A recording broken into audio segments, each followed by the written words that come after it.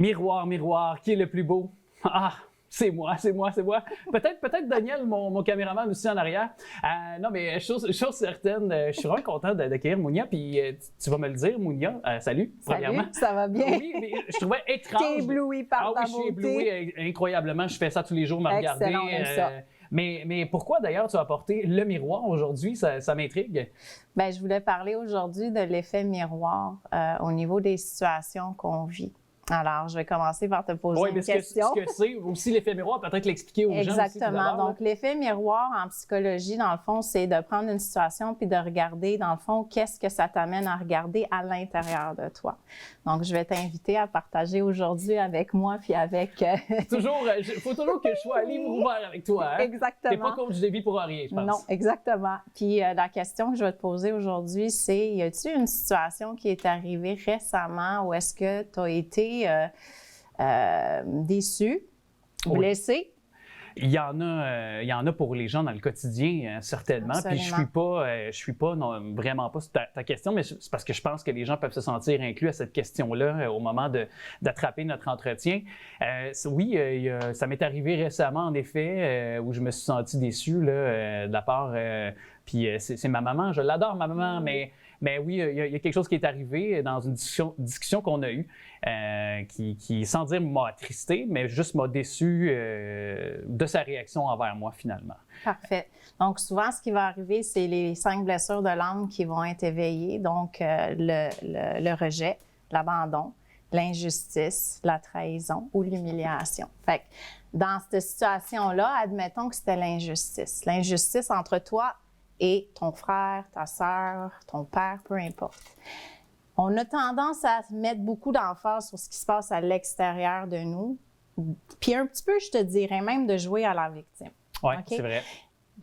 Ce que j'essaie d'apporter ici, c'est, oui, la personne qui est devant toi, elle va éveiller quelque chose qui est somnolent en toi pour que tu fasses une introspection puis que tu te poses la question, je viens de vivre le rejet, la trahison, l'abandon, l'injustice.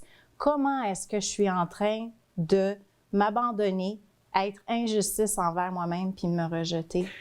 Puis souvent, c'est le reflet de nos attitudes aussi qui nous dérangent. Souvent, je me dis, puis moi, dans la situation auquel je pense avec ma mère, je me dis que j'ai comme nié le fait que j'ai déjà agi de la même façon aussi, que parfois j'arrivais malheureusement à agir de la même façon. Fait que c'était comme s'il reproduisait un comportement qui me dérangeait. Oui, c'est ça, quelque chose que moi j'avais déjà peut-être fait, puis je m'en étais pas rendu compte, puis finalement, ben là, OK, ce que ma mère vient de me dire, la situation qu'elle a réagi aussi, OK, je comprends mieux pourquoi ça m'atteint dans pareille situation, finalement. D'où l'effet miroir aussi. Exactement. Donc, dans le fond, toujours voir, puis c'est peut-être pas avec cette personne-là, parce que les gens vont dire, ben non, j'ai pas été injuste avec la personne qui a été injuste avec moi. Mais as-tu été injuste avec toi-même?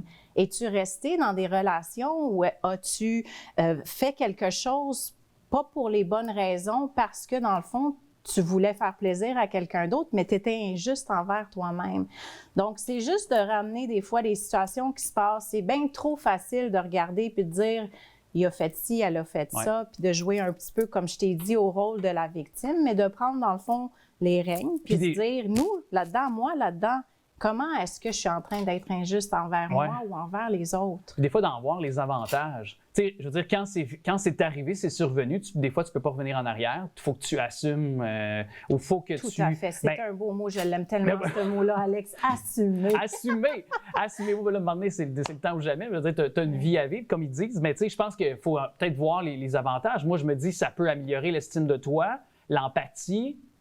Si tu fais la maturité aussi. Oui, la maturité, oui. Oui, puis ça va faire en sorte que l'univers, je parle souvent de l'univers, va pas te renvoyer la même situation via une autre personne. Donc, c'est de là l'importance de dire, OK, c'est quoi qui se passe pour que j'arrête ou que je comprenne le message qui est derrière ça.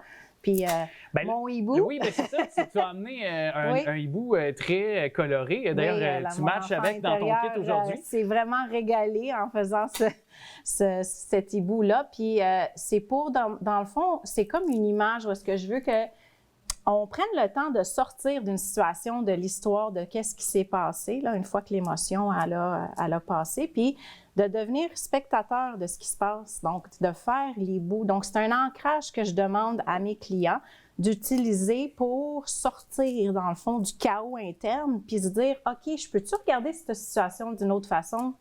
Donc, l'effet miroir. L'effet miroir. Ouais. Et les couleurs, est-ce qu'il y a-t-il une signification pour exprimer une émotion par rapport aux couleurs? Pas nécessairement. Ben, on pourrait rentrer dans les chakras, là, tu sais, les chakras, les 7 chakras, fait que les couleurs par rapport à ça, mais honnêtement, ça, c'était vraiment de la créativité, puis c'était mon enfant intérieur qui s'exprimait. s'est exprimé, puis je te jure, Alex, là, il y a 2 ans, jamais j'aurais fait ça. Mais c'est quoi, tu colores bien parce que tu dépasses pas? Fait que t'es pas si enfant intérieur que ça. Non, mais j'ai tracé au crayon à la mine avant. OK. Oui, non, j'ai tout tracé au crayon à la mine avant, puis par la suite, j'ai suivi mes contours. Mais tu sais, juste pour revenir avant, jamais j'aurais osé, le mot « oser », faire quelque chose parce que j'étais trop dans la performance. Puis dès que j'ai arrêté de me dire « Ah, le résultat, il faut qu'il soit comme ça », puis que je suis vraiment allée avec le plaisir et le lâcher-prise, bien, c'est mon 8e là, que je fais, puis j'en fais quasiment à toutes les semaines, 2 semaines. Quand tu es là-dedans, en plus, quand tu crées, nécessairement, tu es dans le moment présent. Tu ne peux pas penser à autre chose qu'à faire ton œuvre d'art ou à faire ce que tu es en train de faire, peu importe ce que tu fais, là, littéralement. Là. Tout à fait. Mais c'est un grand voyage personnel pour moi de... Tu sais, c'est artistique, oui, puis mais regarde, c'est le fun. Je m'amuse quand je le fais, puis j'ai aucunement le besoin de performer. Oui, c'est de créer. Moi, je sais pas si ça peut être ça aussi également. Toi, tu as parlé d'une œuvre d'art, de s'exprimer de manière artistique, mais est-ce que de s'écrire une liste, tu sais, des fois, de revenir à un acte très, très simple du quotidien, des fois, on se crée une liste, puis avec des choses qu'on, tu sais, par exemple, pour se prioriser, puis c'est une autre façon de s'exprimer là-dedans. Tout à fait. La danse, ça peut être l'écriture, comme tu dis, ça peut être le bénévolat. Pour chaque personne, ça va être différent, mais pour savoir c'est quoi qui est en ligne avec toi, il faut que tu l'essayes, il faut que tu commences en quelque part. Tu sais, quand je te dis « prends soin de toi », Alex, ça veut dire quoi, ça? Ben, c'est de trouver pour moi ma propre façon. Moi, c'est le sport, c'est aussi l'art en général. J'aime toutes ces facettes-là. Donc, tu chantes, tu je joue de la guitare, exactement. Je cours énormément aussi. Donc, le sport, ça demeure une bonne façon de sortir le stress, de ventiler, d'enlever l'anxiété quand il y en a un petit peu un trop-plein.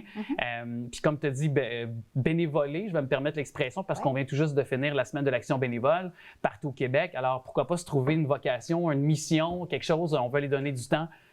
Tellement un bel exemple de nous avoir... viens donc plus souvent, Colin. Ça va me faire plaisir. Ça de même. J'en ai échappé à pitcher mes feuilles. Je pitch partout mes feuilles. Je te dis merci à toi, Mounia. Merci, à bientôt. Merci.